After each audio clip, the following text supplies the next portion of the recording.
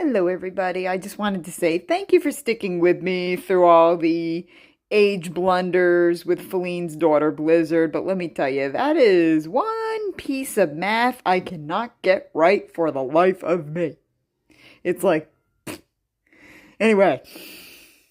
So, yeah, and on that day when she turned 6, which was November 24th, yeah, um, she started to mature and and I believe the year was, let me see. I believe it was 2015. Um like it was nearing the end of 2015 because November is near the end of the year. And Blizzard was maturing. And let's just say she and Feline had to go shopping for some items because Blizzard began to blossom. Yeah.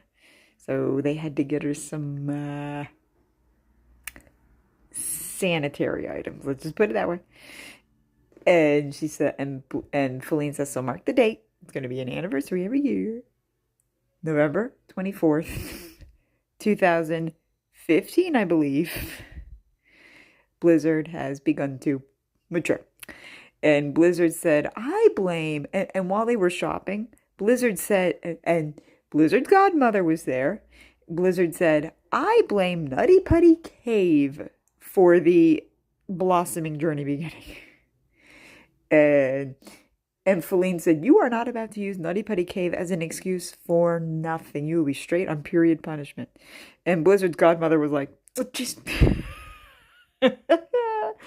never thought I'd see the day when a cave would be blamed for somebody starting puberty, but okay. Oh my goodness. And now Blizzard on November 24th, 2025, she will be celebrating her sweet 16. I think I speak for Kwai Yang when I say, help me! Oh my word. Kwai Yang, good luck to you, bud. And yeah, if John Jones was alive, he'd be like, Kwai Yang, what is going on with you?